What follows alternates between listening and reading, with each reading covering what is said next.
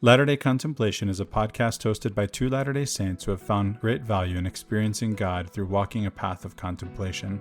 The views expressed herein are our own. Hello and welcome to Latter-day Contemplation. We are your hosts, Riley Risto And Christopher Hurtado. Latter-day Contemplation started as an exploration of contemplative practices from many traditions to enhance our discipleship of Jesus Christ.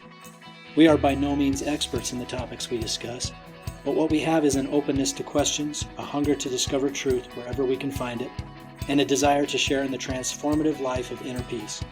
We love that you've joined us, and we hope that you find value in this community. Welcome back to Latter-day Contemplation. I'm Christopher Hurtado, and I have a guest co-host with me today, Shiloh Logan. Welcome, Shiloh. Hey, thank you. Glad to be here. It's good to have you with me. It's been a while. It has been. It's been a little bit of time. You've been filling in for me over at Come Follow Me, and I appreciate that. I've been under a lot of work with school and other things. I know you're really busy, so thank you for filling in for me over there too. Well, it's always a pleasure recording with Ben and with you too. So it's good to have you with me again. And, you know, Riley's taking a little break. So let's talk about something you and I have talked about a lot. And we're going to talk about that here and share that. And that's stories, the stories that we tell ourselves.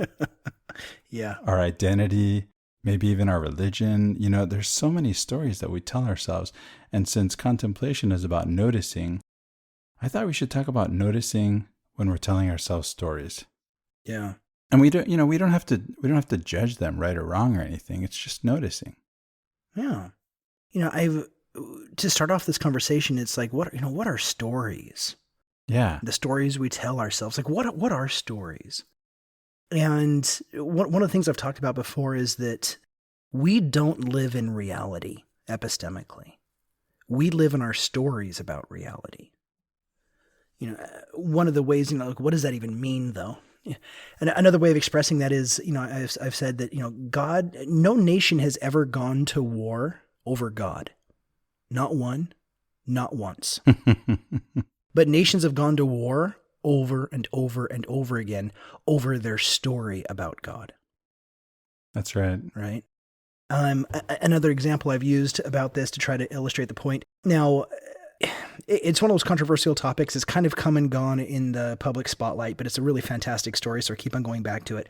And it's the story of the football player, the 49 quarterback, Kaepernick, who was kneeling, right, for the national anthem. Remember the football player who was kneeling for the national anthem and how this was a really big national issue a couple years ago?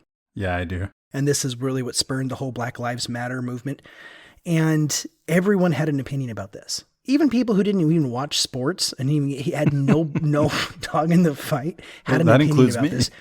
Right. And it's like, and people who hadn't watched the NFL for years were like, I'm boycotting. And it was such an interesting national moment.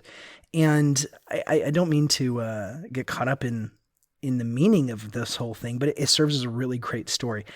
And how this works is that, as I said, we don't live in reality. We live in our stories about reality, because when we talk about reality, very few people are actually in contention over reality. Once we get down to reality, everyone's like, yeah. And it's like everybody agrees. It's in the stories about reality where all of a sudden contention, and that's where we're always segregating off into groups. So using this, the kneeling for the national anthem. So in reality, we just happen to have now I'm taking a little bit of liberty here in being able to create a story about a man and kneeling and anyway. So we have a man who happens to be black who's kneeling on a field. That's it. That's reality. There's a man who's kneeling on a field. And in reality, there are people who are just standing in the stadium surrounding this man who's kneeling on a field. And that's just reality. And just to state the fact of what reality is non-controversial. Everyone's like, yeah, there's a guy kneeling and there's people in the stand standing. And in the air are certain vibrations that are performed at a particular volume and a particular rhythm and a particular wavelength. And on one side of the stadium is a cloth that has writing all over it, right? It has red and it has white, it has blue, and it has some symbols on it. And it's just a piece of cloth with some writing on it. And nobody nobody gets angry at this. This isn't a contentious story, because this is reality and everyone is agreeing with this. However, where everyone begins to have a problem is not in reality. It's in the meaning and the story that we have of reality. It's, what does it mean that he was kneeling? What does it mean that these people were standing? That wavelength that was floating through the air that we call the national anthem, that sound that was going through there, it has no meaning on the other side of the earth. But on this side of the earth, it has meaning because we've given it meaning. That particular vibration, that particular sound, that particular sequence of pitches, and it's a beautiful song. I love the national anthem. I think it's a beautiful song. But and the cloth that we call a flag, and the meaning that we've given to the flag, it's a piece of cloth, but it's the meaning that we give to it. And so where people are arguing is not in the facts of reality. It's in the stories and the meanings that we take from the facts of reality. It's the causation of what this represents. And this is where we get into the subject of stories. A story is the narrative that we act in and that we make our actions, that give meaning to what we do, and that forms and reinforms, and that we inform reality, and that reality reinforms us about what our identity is. So identity is born out of stories. So this kind of gives us a context for what this discussion is. Number one, we don't live in reality. We live in our stories about reality. Reality is non-controversial. Our stories about reality are very controversial. Nobody goes to war about God. Everybody goes to war about their stories about God. We can almost be done with the conversation. That would be nice. Yeah, we'll just stop right there. 6-minute episode. There you go. Yeah. Shiloh, I myself I grew up with two different colors of cloths and two different vibrations in the air. Growing up between halfway in the United States and halfway in Venezuela, with the different colors and the different, doing the things that you do, whether you stand this way or that. And by the way, I still have no idea what it means to kneel while the colors are there and the vibrations are in the air. I know what it means to stand, and I don't really have a stand about that myself. And I don't know if kneeling is supposed to be the opposite of stand. I don't even know. To this day, I don't know. And I'm really not worried about it. You can tell me if you want to. Well, this is where the story gets really. I see your point. This is where the story gets really interesting, because the quarterback, when he wanted to do something, he was just going to sit down. And he was talking with a Marine friend of his. I think it was a Marine. It was a U.S. serviceman. He said, "You know what, though? To show respect would be to kneel." And it was actually his military buddy who told him that the greatest amount of respect would be to kneel as a form of protest, because that's actually showing respect, as opposed to going back and sitting down. So this is where great story. This is where meaning gets all complicated and all convoluted really fast, because he was going to go protest by sitting down. Then his military buddy told him to go kneel. But then all of the military supporting people in the stand who think he's disrespecting his kneeling on the ground is now yelling at him because they're standing in the stands, because he's not putting his hand over his heart for the sound vibrations that are going through the air and for the imprints that's going on the cloth. Now I get that for the people who the flag is deeply meaningful and who the national anthem is deeply meaningful, and for those who have loved ones who have sacrificed and suffered under the banner and the identity of what those symbols mean, it sounds like I'm being very flippant and very dismissive, but I'm not. I can assure you I'm not. But what you might sense, though, is just what I'm trying to communicate is getting us to really quickly here to go to a conversation to be able to identify what it means by story and the power that story has. Because if anyone is feeling any kind of resentment for what I'm saying, or if anybody thinks I'm being too shallow or dismissive, that's exactly what I'm talking about. It's that feeling that you have that maybe I'm being too dismissive, that we can analyze ourselves and ask ourselves, how did I create this meaning? Because meaning is what gives our emotions sense, right? That's what we place our emotions in. Our emotions get attached to the meanings, and those meanings and those emotions get attached to how we form our identities. So that when this guy kneels, I mean, how many people in the stands really even know the quarterback personally, right? But the fact is, what he's doing down there on the field literally feels like it offends them, like he's personally attacking them. And so they're in the stand feeling personally attacked when he's not personally. He's just kneeling. He's just kneeling, right? But it's not just kneeling. It's the story about what it means for him to be kneeling.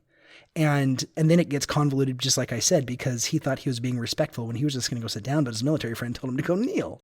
Anyway, so... It's interesting. One of the things we can talk about is that we don't actually even come up with these stories ourselves. There are plenty of stories that we do come up with, and a lot of them are variations on themes that we've been given, but a lot of the stories that we're talking about here are handed down to us, right? They're given to us by our parents and by our forebears, and so that's one thing we can talk about. But first, I was going to bring up another way of thinking about this, because I think we're talking about socially constructed reality, right? Yeah. So I always point out that if you go out into, let's say, you're the only person. If you would be the only person and you would go out and explore the universe, you would never actually come across a marriage. You would just, nowhere in the universe would you say, oops, I just stumbled on a marriage. I almost stepped on it. I didn't see it there, right? It's just, it doesn't exist in reality, right? It's just not a thing in reality. Same thing with borders between countries. We like to, even in Ecuador, they've painted a line that's the equator in Ecuador, right? And you can step on one side and step on the other side and step on it, and you can say, I'm in the northern hemisphere, I'm in the southern hemisphere, I'm on the equator. But this is an imaginary line. This doesn't really exist in reality. It's like being at four corners, right? Yeah, same idea, right? And then how about marriage? If you say the right word at the right time, in front of the right people, you're married. Well, what if the guy who's performing the marriage, if it's a guy performing the marriage, and he's an actor, and he's acting? Now it's different, right? Even though he has the authority outside, maybe as a moonlighting, he's actually marrying people, but his day job is to act, or the other way around, right? It's not the same thing. We don't think you're really getting married if you say all the same things in all the same way with the same guy if you're acting. And so they're just stories. Yeah. Yeah, we live in our stories about reality. And in fact, that's how we gauge each other, right? Because whenever I see anybody else, I'm gauging subconsciously. I'm not even conscious of the fact that I'm doing it. I'm gauging who they are, what they are, how they move, the body language, the language itself, how language is constructed and how we act, and whether or not they're in my group or they're outside of my group, whether or not they're in one area or another. We're always trying to differentiate people from each other, and we differentiate by our stories. Stories of ethnicity, stories of culture, stories of language, stories of nationality, stories of religion, stories of everything. Everything becomes this type of story where we entertain not necessarily reality, but the stories that we have of reality. And that's what we live in, and we process and find relationships with. Yeah, I remember a neighbor I had back in Houston, Shiloh. This neighbor, we didn't know him at the time. And he had a Lamborghini in his driveway. He had a Ferrari in his driveway. He had a Mustang Cobra. Sometimes he'd park other stuff outside his house. On trash day, we saw interesting stuff. And, and we couldn't figure out who is this guy and what's going on with this guy. Right? We're just making up stories about this guy based on what we see. And when we finally meet him, no story that we came up with is anywhere close to the reality of this guy, which is so interesting. I mean, when you meet the guy, it turns out he has a collection of astronaut suits dating back to pre-Apollo 11 in his coat closet when you walk in his house. This is the reality of the guy, right? He got the Lambo and the Ferrari from whoever made the movie, the James Bond movie. They're the ones that were thrown out of the back of the plane in one of those Pierce Brosnan James Bond movies. And he worked with Harry Potter on making Harry Potter. And he made pressure suits he has a picture of himself with an SR-71 Blackbird and a picture of himself in James Bond's Aston Martin. And he has an ejection seat in his living room where he sits and watches TV from a jet fighter, you know? And he actually sells fully automatic submachine guns, you know, with the folding stocks and everything, to the police. And he worked with Skunk Works in making these pressure suits, you know, for jet fighters and things like, you know, the spy planes like SR-71 Blackbird. He actually gave us a CIA Christmas tree ornament for Christmas. This guy was so interesting. And we had these silly stories. I won't even tell you the stories. We had these stories about him based on what we saw. You have no idea what's underneath the surface. And so these stories, not only are they not true, you know, because they're not really reality, right? But they're probably not even, well, can I say they're not accurate? I mean, they're already not true. So what am I saying? Well, I think in a lot of ways we have to recognize that. I'll just use myself as an example. So this construct that I call Shiloh, you know, it's got this body, this tangible body, you know, but what does that even mean? Is my body Shiloh? We're not the first person to have this conversation. Right. If I chop off my arm, am I Shiloh? Am I still Shiloh? You know, what if I get dementia and I lose my memory? Am I still Shiloh? You know, then I have my body, but I don't have my mind. You know, what if 1,000 things, like what constitutes actually what Shiloh is? And at least in one regard, if we go past the physicalness of it, Shiloh for me is this idea of all the things that I know, and all the things that I know that I don't know. And then there's this whole world of things that I don't even know that I don't even know. And so for instance, it's like, I know that I live in Bakersfield, California. For all the realms and the intention and everything that I know epistemically, I know that I live in Bakersfield, California. I also know that there's this thing called calculus that I never learned. So it's like, I know that I don't know calculus. So I know there's a thing called calculus. I know that I never learned it. And I know that I could go learn it if I wanted to. I don't, but I could go learn it. But then there's this realm of things that I don't even know that I don't even know. I don't even know that I don't even know these things. And so the identity of what Shiloh is, what this egoistic thing, what I call an ego, the Shiloh, is an accumulation of all the things that I know and all the things that I know that I don't know. And within that thing that I call Shiloh, though, is this entire other world of things that I don't even know that I don't even know. So when you said, for instance, that this life is this story a lie, or is the story fake, or is the story a fiction, it's in this really weird realm where our context to reality is based within the limited parameters of everything that our experience has brought us to, the things that we know and the things that we know that we don't know. But yet we lack the context for everything outside of that. So in one regard, our stories about reality are, number one, they're of our own making. So there's a whole world of subjectivity there. And two, they're not necessarily reality, in that we are the story's creator, and as their creator, everything that we put into that story is simply an accumulation of our own experience of the things we know, and the things we know we don't know. So we think we're acting according to reality because when we look outside, we see this world and we think we know how it operates, but we only know how it operates according to the experience that we've had, which may be more or less than anyone else.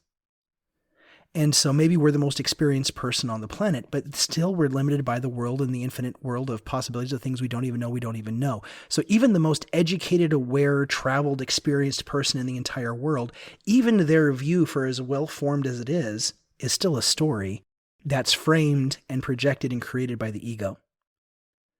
So in that regard, the stories we tell ourselves, are they lies? You know, this gets into the story of the Matrix. So for anybody who's ever seen the Matrix, in one regard, is the Matrix world real because it's perceived as real versus the real world? And so this kind of gets into a discussion of what is real and what is reality. But yeah. Yeah, you know, I wonder if I were to strip away all of these things that you're talking about from myself, I don't even know if I should say myself, there's a lowercase self, there's an uppercase self. We've talked about the true self and the false self in past episodes. I wonder if I would find, I haven't done the exercise, Shiloh. I think if I just, without actually going through all the steps, if I just project myself out into a place where I've taken away all of these things, I still have this sense that there's still something that's me. And yet, I don't know if that's true. Yeah, that's kind of trippy. Maybe it's just that I'd like there to be, right? Maybe I'd just like there to be something. And so if there isn't, then that means that, here's one possibility, right? It just means that there's just one thing, and that my separateness from everything else, and by the way, my separateness from God, is not real, but imagined. It's part of my subjective experience. And if that's true, then I can become one with God by altering my perception of reality, not reality itself, because the reality itself is already, just as an exercise, this is something I did in my classroom as a philosophy professor, is to say, okay, and then just imagine a classroom. We've all been in a classroom. How many things are in this classroom? I would ask my students. And they'd start counting desks and chairs and the blackboard and the projector and the markers maybe. Maybe they start counting, they might get down to their articles of clothing and those of their classmates, and they count the carpet as one. And then I look down and I say, well, why are we counting the carpet as one? It's made up of carpet squares. They're like tiles, made out of carpet. And by the way, even if they weren't, and even though they are, there are fibers. Why aren't we counting the fibers? And so it's just arbitrary what we count and what we don't count. And God bless Aristotle for giving us a sense of categories. And we, because I think, maybe we can talk about this. I think we sort of need these things to get by. We have to tell ourselves these stories to get by in some sense. And some of them are useful, and this is important, until they're not. And when they're not anymore and we still hold on to them, then we're holding ourselves back. Then we're damning ourselves, right? So it really is kind of arbitrary what we count. And we could say there's one thing. Because where does one thing end and another thing begin? It's really arbitrary the way we look at this. Do you see what I mean? Yeah.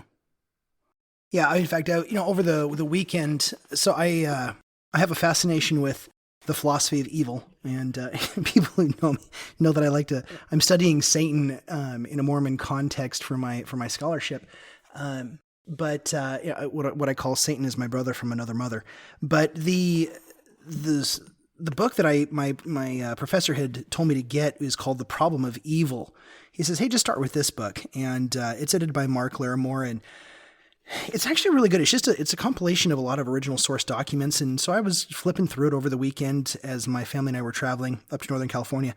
And I came across chapter 18, which is on Meister Eckhart. And I was like, Meister Eckhart? I said, a good contemplative mystic there.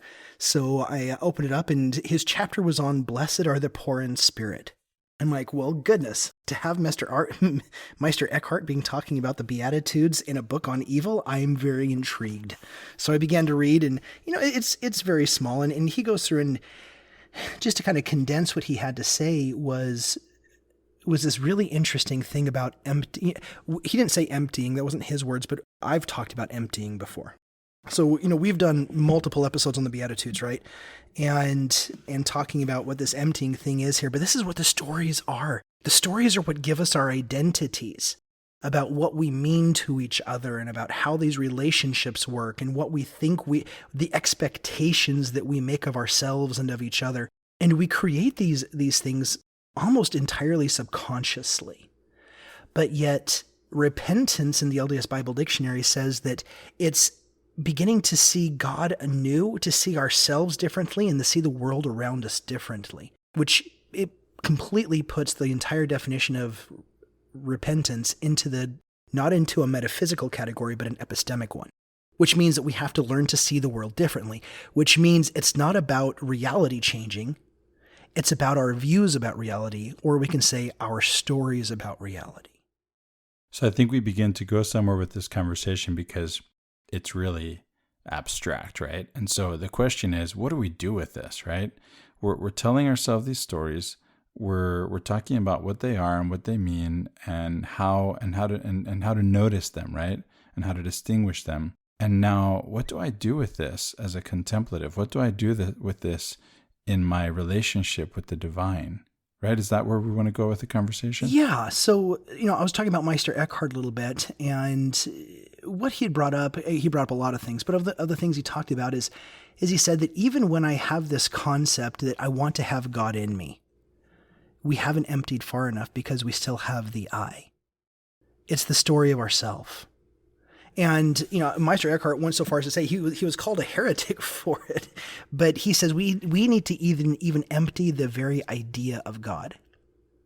Now, he wasn't saying reject God, but it's this idea that most of us live not really recognizing who and what God really is, but it's our idea of God that we project onto God. And even DNC 1 talks about this.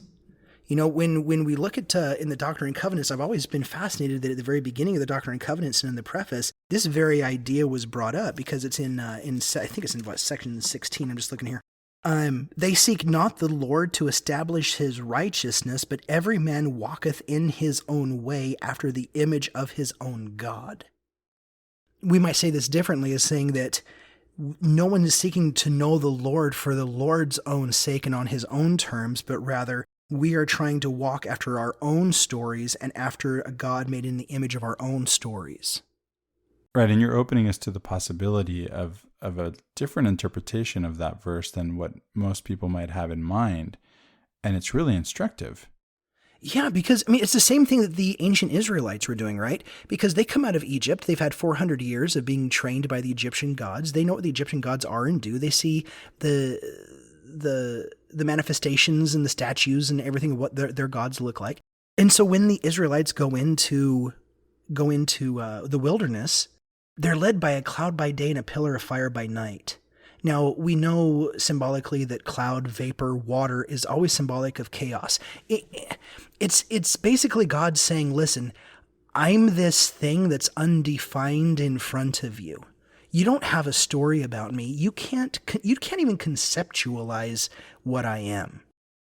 Have you ever been in a cloud, like a really heavy, dense fog, where if you look away from you, you can't see more than 5 feet, but if you put your arm out trying to touch the cloud, you can never really touch it, right? Yeah, sure. You take 5 steps into the cloud, and you can never really touch it, but then you look back where you were at, and you can't see where you're at because it's all clouded up, right? If you're in a really dense fog. And God's saying, I'm like that for you right now. You can't see me. You can't put me in a box. You can't put me into a graven image. You can't give me your likeness. I don't look anything like what you think I look like. But yet I'm all around you. I'm protecting, I'm like a covering around you. Same thing with the fire. And so when the Israelites end up at the bottom of Sinai, what do? They're like, well, we can't deal with this God that we can't understand, that we can't conceptualize, that our stories, because of the things we know, and the things we know we don't know from Egypt, that we can't conceptualize this thing yet. And so they did what they knew to do from their own perspective, their own bias, their own things they know, the things they know they don't know, and they made a golden calf. Well, this wasn't a golden calf as far as Egypt's effigy. This was a golden calf that was in symbolism of Yahweh. They weren't going to some Egyptian god. This golden calf was in symbolism of Yahweh. They had made an image of Yahweh in their own comprehension. Yeah, and one that's not really foreign to their understanding of, as you're pointing out, of God. That's right. Of God as they understand him. This is not. I think it's often seen as they're going off and they're worshiping something other than God in this calf. No, this calf is to them a representation of the God. Right. Now, eventually Moses on Sinai, while the people are down there making gods in their own image, Moses stands up there and he sees, and it says, and he spoke to God as face to face as a man speaketh to a man. I think it's Exodus 33. But the interesting thing here is that God says, I'm like you, your true self. I'm in you, you're in me. We're the same. And it's not this, it's kind of this role reversal, whereas we're trying to make God in our image, but then God says, I created you in my image. And so we're in this relationship now where, and this goes into what Voltaire said, right? Voltaire's famous statement. Yeah. In the beginning, God made man in his own image, and man has been trying to repay him the favor ever since. And so repentance. How gentlemanly of us. Right. And so what we've been doing is we've been trying to make God in our image and our understanding. And the DNC even comes right out and says that. It's like, we're not truly trying to seek after God. We're trying to make God in our own image and our own likeness. And God has forever been trying to get us to break outside of the box. And so that's one of the things that, as my own discipleship, has become a very prominent theme in my own discipleship, is simply this: do I put God into too small of a box? Because in the Latter-day Saint tradition, we think we have this really, really, really great corner and monopoly to the nature and characteristics of God because we say he's embodied. As if that's an important characteristic anyway, and it solves a few problems philosophically, but we don't really recognize that it creates a whole other litany of problems on the other side of that too. Like it causes. Oh, I know all too well. Right? Philosophically, it causes as many problems as it Sure. solves, right? To have an embodied God, as far as the philosophical conversation has been going on for the last 3,000 years. So it's not as if Latter-day Saint theology has solved anything. Yes, this is an important distinction. Yes, we can believe in an embodied God. Yes, this can bring new meaning to how we view God as an actual parent with five fingers on each hand, 2 eyes, a nose, 2 ears, that whole thing. And that we're having experiences to become like God. But here's the deal. And I've said this before, I think even on the Contemplation podcast, is if I tell you that my grandfather, who was my Superman, right? If I tell you that he had 5 fingers, 10 toes, he was 6'2", and that I have his blue eyes, I can even tell you that he was my Superman and he could do nothing wrong, and that I felt safe with him. Even then, just knowing the physical characteristics of my grandfather, that doesn't tell you the love that he had for me. Well, and it doesn't tell me really who he is either, right? I mean, even so, you have an experience of him, and your image of him is based on your experience, and it isn't really all of who and what your grandfather is. Yeah. And even if it were, I don't have an experience. I only have what you tell me. And so in a sense, if your grandfather is like God, then you're like a prophet to me. And no matter what experience you have of God, if you tell me about it, I still don't have my own experience. Right. And I'm still going to interpret this, and I'm going to filter it through my own lenses. And I mean, come on, I'm probably not the only one listening to you who had an image, some image of your grandfather come up as you described him. For example, if I say, think of an apple, your apple has a color. And by the way, if it didn't before I said your apple has a color, now it does. Right? And you may have thought of a green apple, and I may have thought of a red apple, and someone else may have thought of a Granny Smith apple that's green. There's yellow, right? There's green, there's red. There are different kinds of apples. I may not even prefer the Washington apple. I may prefer the Fuji one, but I still think of it as the archetypal apple image. The picture that comes to my mind may be that. There's so many possibilities. And this is, we think we have this figured out, what an apple is. Right. And now we're talking about God. Right. And that's the thing is that we think that our concept of apple solves the issue indefinitely. Like, yep, we know what that is. But it's funny, even if you lined up every Latter-day Saint shoulder to shoulder and independently asked them without the other ones being able to hear, it makes it difficult if they're all shoulder to shoulder. But let's say you pull them out, other line, and you ask them, what is the true eternal nature of God? Now, granted, you're going to have some overlap. You're going to have some people talking about the same things. You're going to, people are going to say, well, he has a body and, he loves us. And you're going to have some general overlap. But if you keep pushing them, you're eventually going to have an idea, an experience of God that is as unique, that has as many unique nuances as there are people you're talking to. We all have a different experience because we all have different stories. And I can't repeat the words of Rumi enough. I mean, I quote him all the time on the podcast, but Rumi said, there are as many paths to God as there are people on earth. And I think it's because of what you just said. Yeah. I have my own understanding of God. I have my own relationship with God. I have my own path to God. And so can you. Yeah, and so can you. And this doesn't negate the LDS construct of, like priesthood and priesthood ordinances. That doesn't negate that construct because. Well, that's a track to run on, right? Right. As a matter of fact, the latest, parlance is the covenant path, right? I mean, it really is a track to run on. It's like this iron rod, this path, right? This general direction that you head in, and yet how you walk that path is very personal and very individual. And as much as our gait is when we actually walk. Right. There's something individual to that. Right. And to illustrate your point, when I taught seminary, when I taught early morning seminary, when we were just starting to talk about church history, I wanted the students to understand the difficulty of what it means to actually record church history, and about how 2 or 3 people could have the exact same experience and record it differently. So I had everybody go outside. It was still dark outside and what have you. And there were probably 12, 14 students. And all had them bring out a piece of paper and a pencil and their little books. And I said, okay, you have 5 minutes. Stay here on this side of the church and you record everything that you see. Go out and observe everything, but stay kind of close together. And so we gave them 5 minutes and we all came in after the 5 minutes and we said, okay, now everybody read what you saw. And I'm going to write it on the board. Now, granted, there was some overlap. A lot of students saw the same things. But inevitably, every single student, every single one had something unique that no one else had experienced. Right. My kids remember this exercise with fondness from your class, Shiloh. And this is like the story that we hear about the accident, when there's an accident and there's witnesses. Everybody has their own version of what happened. Do we really even have access to what actually happened? It's hard to say. Yeah. Even I don't even know that a video can give it to us, because that video has to be interpreted in some sense.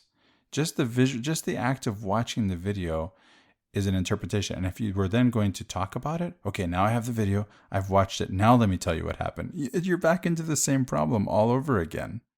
Right. Because if there's no getting around it. If we sit down and watch a movie, we can talk about the facts of the movie in reality and say, hey, this happened, then this happened, and this happened. And if we stay in a particular parameter, we can do that and nobody's going to argue. Yeah, we can talk about the guy kneeling on the field and the colors and the vibrations, right? We can have that kind of conversation. Exactly. But the minute you say, well, what did this movie mean? Right. What did this mean? All of a sudden, you have as many experiences and meanings as you have people, because we are the thing that creates meaning. Ah, now you said a mouthful there. We are the thing that creates the meaning. Yeah, because there's no objective meaning in the universe. Now, this doesn't go into nihilism, and that's where everybody wants to take that. It's, if there's no meaning, then everybody's, it's just meaningless, and nihilism comes in. But it's meaning, it's empty and meaningless that it's empty and meaningless. And what that does is that takes us out of a place where a lot of nihilism kind of wants to find meaning in the meaningless. And it's like, it's not there. But it's this thing that we have to understand is we are the ones that create meaning. And we do that for several reasons. One of the main reasons we create meaning is psychologically how to handle suffering and sacrifice and trauma. We need to figure out ways of being able to make sense of the things that are traumatic to us. Right. This reminds me of those book titles that I sometimes, when I see one, they're variations on the theme, I usually take a picture and I send them, do you right, Shiloh, the books that say everything happens for a reason. Right? Right. And sometimes the reason is I did something stupid and that's why it happened. Right.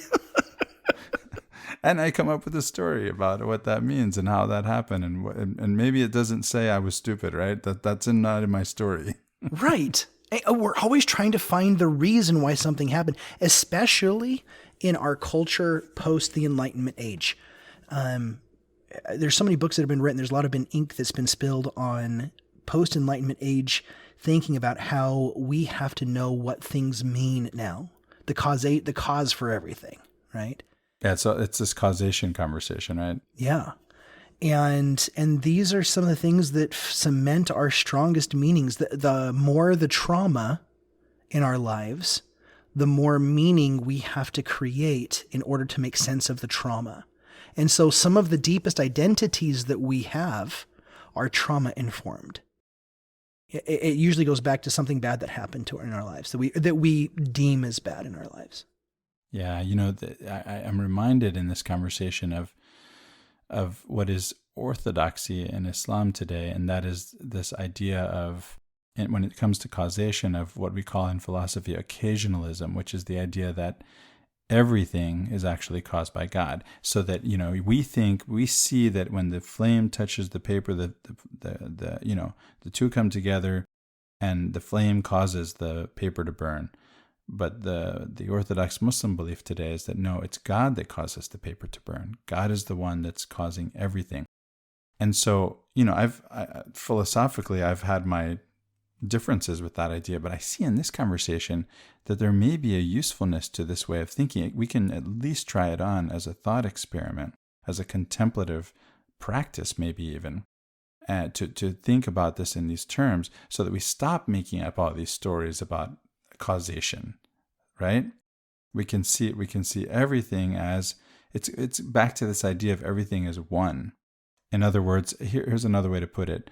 Alan Watts, I think it was, who said that that what we're experiencing is, as our own experience, is really just God playing peekaboo with himself.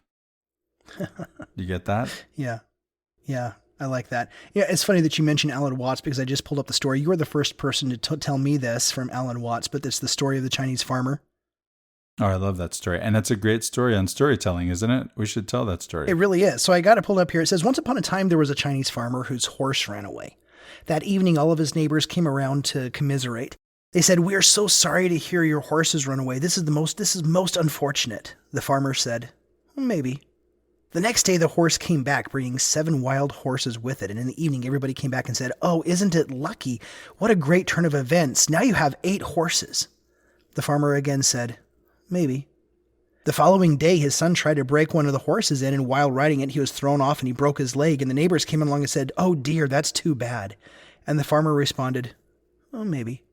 The next day, the conscription officers came around to conscript people into the army, and they rejected his son because he'd broken his leg. Again, all the neighbors came around and said, "Well, isn't that great?" Again, the farmer said, "Oh, maybe." The whole process of nature is an integrated process of immense complexity, and it's really impossible to tell whether anything that happens is good or bad, because you never know what the actual consequence or the fortune or the misfortune of that experience is going to be.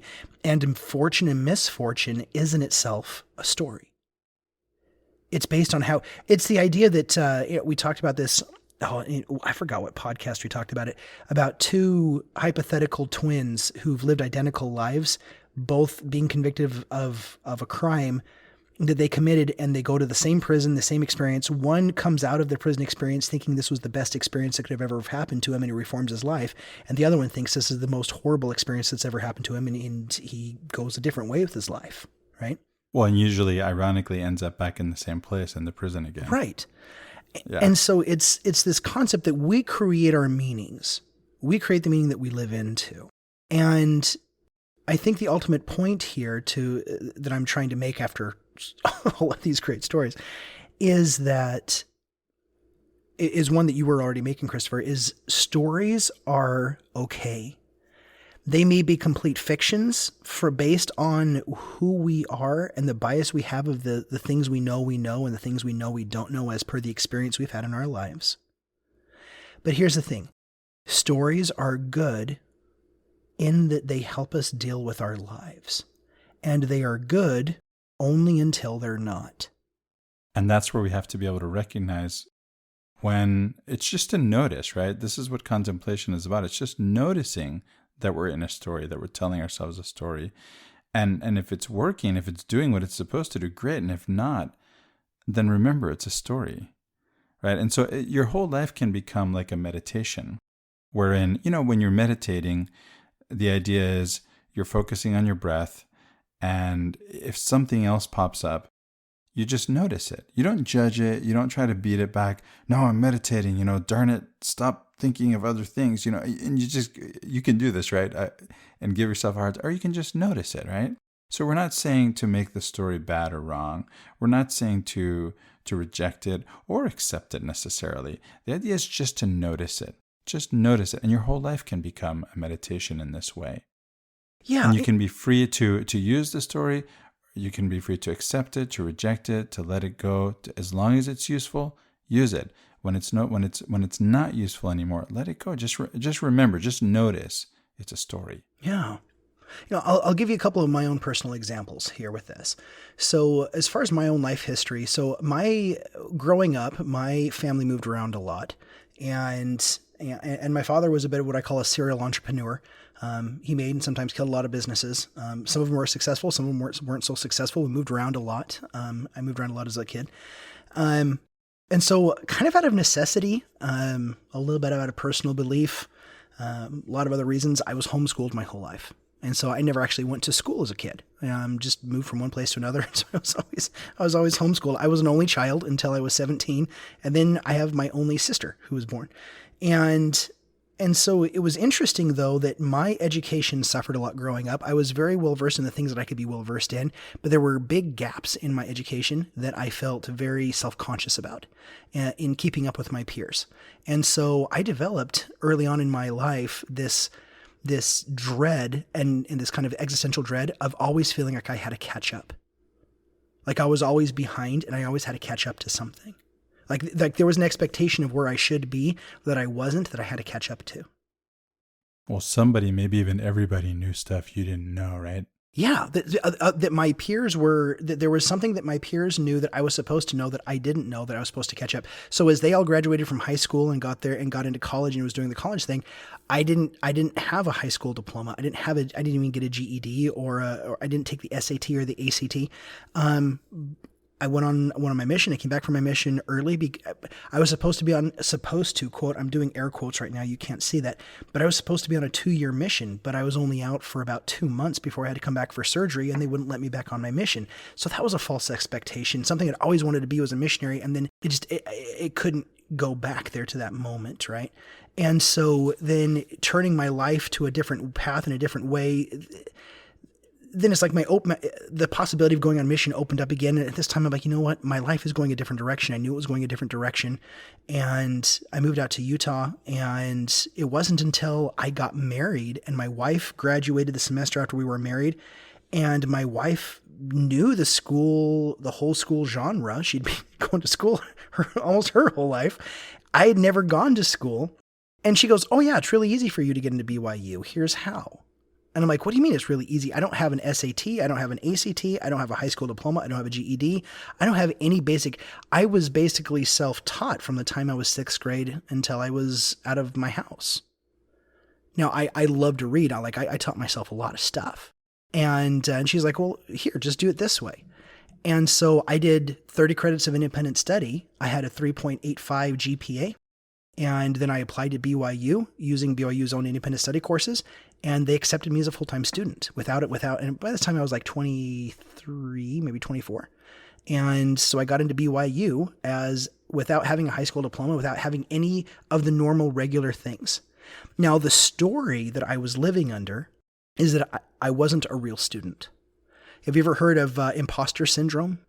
Is like you feel like... Have I ever heard of Imposter Syndrome? I live in Imposter Syndrome.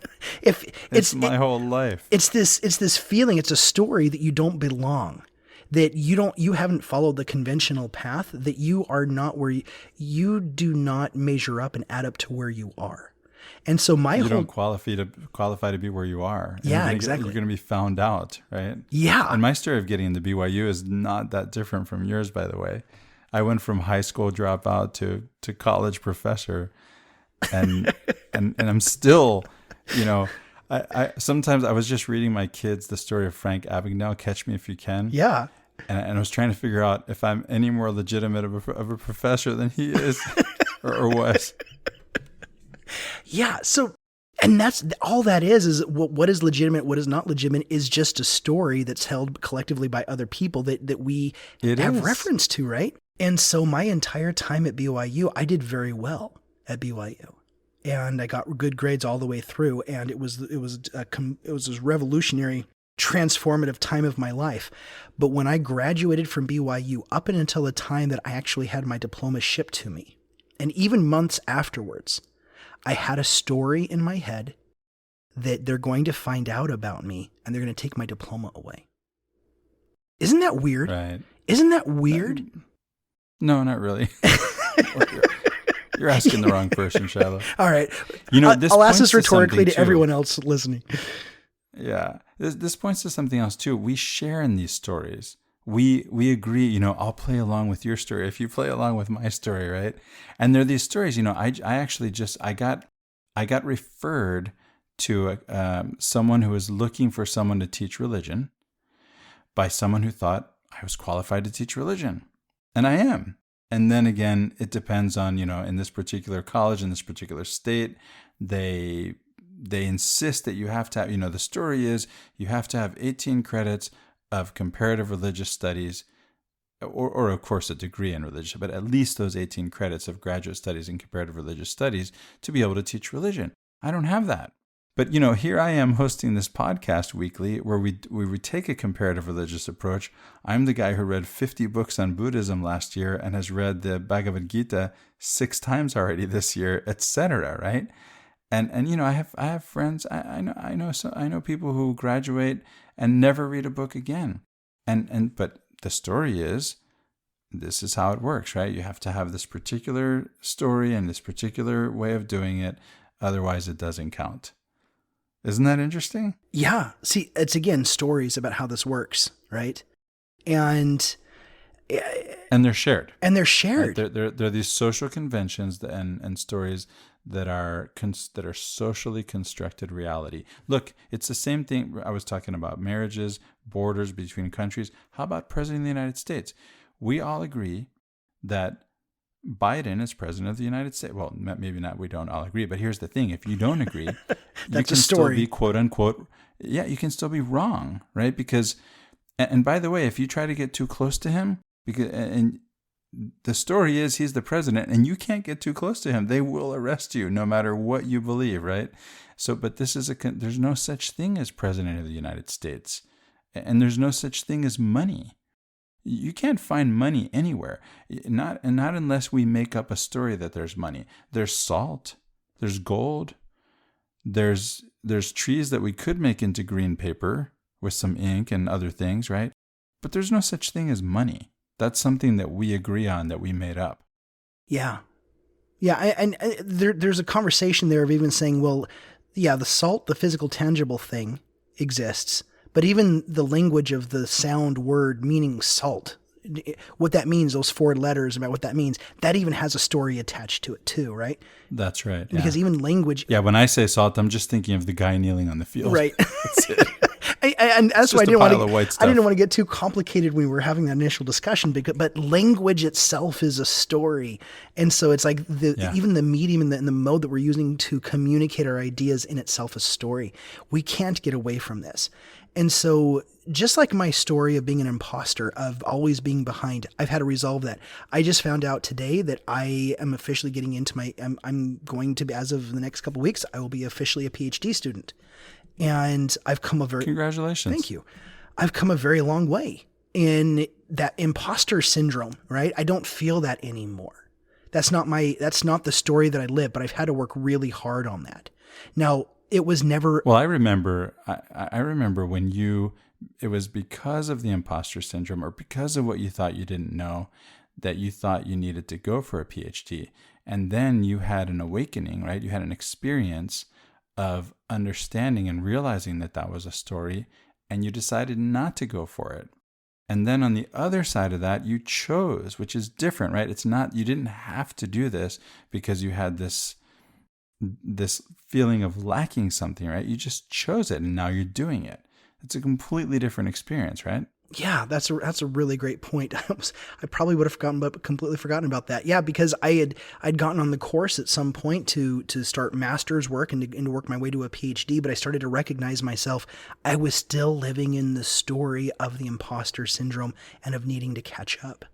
And I actually quit school. I walked out. I said, I'm taking a hiatus. I'm walking out of this. I can't live my life in a world where I feel this way. And I can't show up inauthentically to the world living in this story. So I took some time off.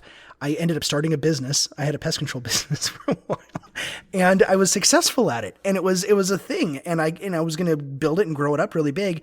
And then an opportunity came along to get into another PhD program. And so I had to work into it, and here I am. So I was able to sell my company and have that now fund my PhD program, which is, everything's worked out really well that way. But this whole time has been one, and the thing is here's the deal, Christopher, you and I both know this. And I used to teach the seminary students this all the time. It's the question, why is it so easy to believe the bad stories about ourselves and so hard to believe the good stories about ourselves? Yeah.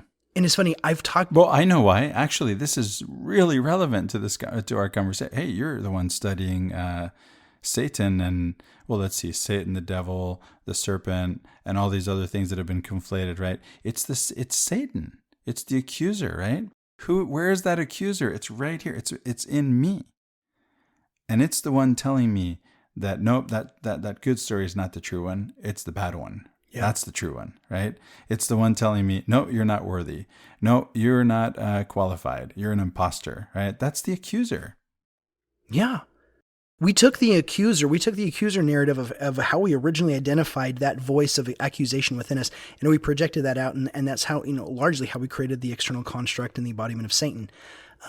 Most largely with the capital S, right? With the capital S, yeah. Usually in the Second Temple, it's after when the Jews came back from exile, right? And so... And that has everything to do with their contact with Zoroastrianism, this very, good and evil dichotomy, that narrative, right, from that religion. Yeah. So when before the Jews went into exile, Satan was not the embodied being of evil that we portray him as, and we think we read him now into the scriptures. He was a completely different entity, and we don't want to get into that too heavily, but it was after their exile and they came out of exile into Syria and they came by way of Zoroastrianism that we now think that, and we pretty conclusively know that it was the contact with the Zoroastrians that gave us the idea of this embodiment of evil that now we call Satan as an actual physical being. And so it originally came from this idea that they recognized it was so easy to believe the accusing voices within our own soul. And so this was the original conversation, right? And so now we're living today the same conversation that has been plagued mankind for thousands of years. What we are experiencing now is no different than what any human being has experienced for thousands and thousands and thousands of years, and has written about it, talked about it, philosophized about it, and tried to overcome it.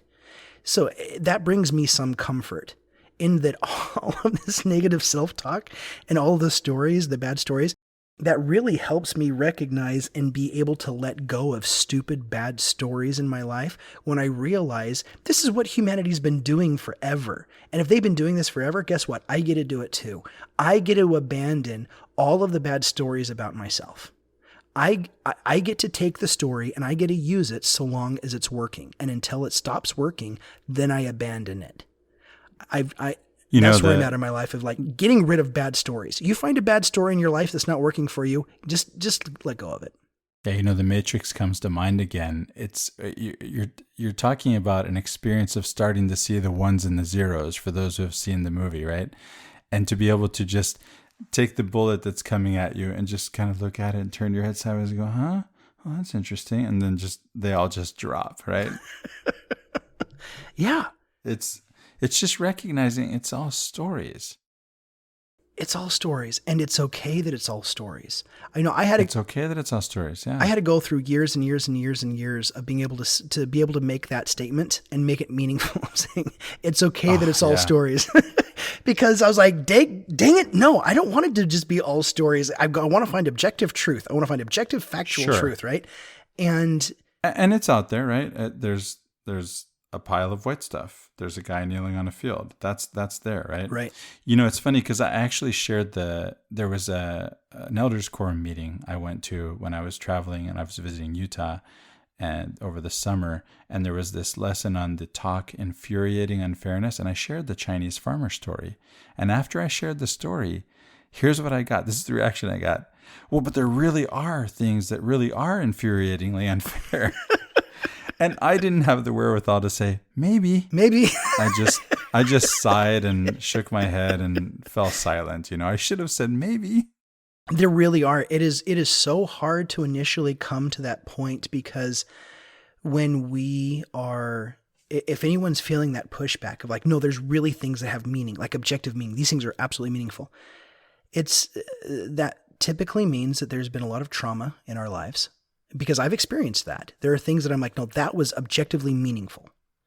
And when Sure, you and I aren't without stories, Shiloh. I've got my stories, you've got your stories. We're just trying to notice them, right? Yeah, that's what it is. That's what contemplation's about. It's about noticing. But it's what happens when we live in our stories, but we don't recognize them as stories. We recognize our stories as reality itself. That's what we're trying to get to recognize here, is that it's okay to live in stories. It's okay that we make stories. It's okay that we're the meaning-making thing behind stories. But the problem is that what damns us from being able to repent and see God differently is repentance is literally the leaving behind of stories that aren't working. Is that as we find these stories aren't working, we can let them go. But the problem is that when we make the stories reality, it makes it impossible for us to let them go because our brain sees that as reality, and you can't let go of reality. So in essence, it damns us from progression. And so accept these things. And so for me, it was really hard because there were some stories in my life that I saw as reality. There are still some stories in my life that I see as reality, and I have to deal with them as they become present. And the more I'm able to deal with them as they become present, the more it liberates and frees me, because I'm no longer, I've lived with a great amount of anxiety in my life. And the one thing that helps me get rid of anxiety the most is when I can start dealing with these stories that I've made reality, and I can start seeing them as stories. Because the minute I start seeing them as stories, I can start abandoning those stories that aren't working for me. And I can actually start creating things that actually work and are beneficial for me in my life. Amen. You know, Shiloh, as we come to a close here, I want to come back to Meister Eckhart and the idea that we might have to give up our story about God, right? That even our image of God can be an idol. You know, we think, no, this really is God. And it turns out, nope, it's a golden calf, right? And so to be able to take that step, to actually consider that perhaps even our image of God might be an idol, gives us the opportunity to open up to who and whatever God really is, and to be able to experience that. And you know, it may be that we do this and we think we have actually succeeded and we have to do it again. You know, because we just could fall into the same trap all over again. But if we keep opening up, and if we keep allowing, not having God has to show up in a certain way as our goal, but having an openness to the possibility of whatever God is, and being open to that and letting God show up in the way that God wants to show up. Because to take a Sufi image, right, if you know Sufi poetry, there's this love poetry that Sufis write, and these are the mystics in Islam, right? And they're writing this love poetry where the lover, the beloved, is God. And the wine that they write about, because, you know, wine is actually prohibited, alcohol is prohibited in Islam.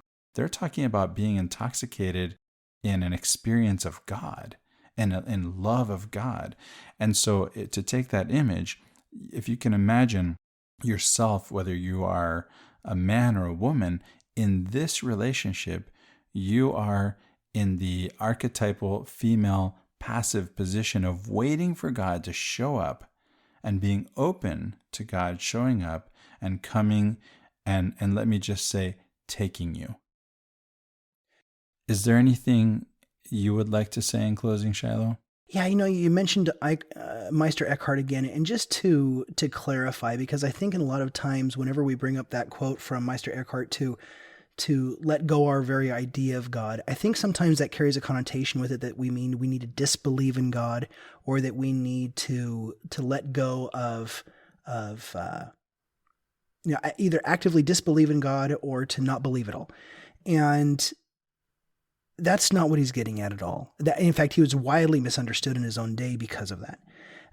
What he's getting at is that when and I'll just my own experimentation with this, is that there were many characteristics that I held on to of who and what God was that were very damaging to me. Number one was that God was a conditional God. That if I did X, then God does Y. And that God only blesses me if I do X, then God does Y. And until I do X, God doesn't do Y. And then I had some experiences in my life where God came and saved me when I had not done X. So I experienced Y without ever doing X. And it was... Thank God. Literally.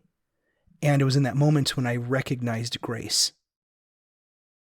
When I didn't earn grace, I hadn't achieved grace. I hadn't done anything to be able to experience grace. In fact, I was doing everything else to not receive grace. And these are the moments when I started to recognize that God was not fitting into the parameters of the box that I'd put him into. God was showing me new things about God that didn't match the box that I'd put him in, got into, right? And so in that way, I've experimented with letting go of my idea of God and in letting God be whatever God is going to be, but still approaching God. One of the ways that I did that, seeking him, right? Seeking him. Yeah. One of the ways that I did that was, it was just my own make. I know this has been done before, but I'd never heard of anybody doing it, was coming to God with a wordless prayer. You know, in the Sermon on the Mount, it says that God already knows what you need before you even ask of it. And so I guess I didn't empty the whole idea of God, but I came to it and I wanted to have a moment when I just sat there with God without me saying anything. And maybe in just making my intentionality of sitting there with God be sufficient. Maybe just me being intentional there to listen to God would be sufficient enough conversation for then God to want to speak to me. And I trusted that maybe God wanted to be that way. So I let go of all of the old conditions of saying, I need to say a prayer in this particular way of doing things. And what I call the Mormon Formulaic way of praying, which I don't think is inherently bad. It was just one that had become an idol to me. And in sitting there, what came in those very precious sacred moments for me was a God that sometimes there was just nothingness in those moments, and I didn't sense anything, but I learned to find such beauty in those moments. And then sometimes there was something else, and those moments were beautiful. And those were the moments when I learned to find a beautiful, loving, kind God that was beyond my comprehension before. And all it took was for me to be able to let go of the old idea I had of God and be willing to let myself see something new. And what I found is that there is a kind, benevolent, loving God that is always proactive. And that has given me a lot of comfort. So letting go of our idea of God is letting go of the false ideas, the stories about God that aren't working, and letting God be something new in our lives to where maybe we can let go of those old ideas and experiment with something new to be able to see this really big, loving God that is so much bigger than the construct and the dogmas that we try to put him into. Maybe even all things new, as Jesus said. Yeah. Well, thank you for sharing of your time and yourself and your stories. Stories. Thank you for being with me. Stories are great. Thank you for having me on. It's been a great conversation. For Latter-day Contemplation, I'm Christopher Hurtado. I'm Shiloh Logan. Have a great week.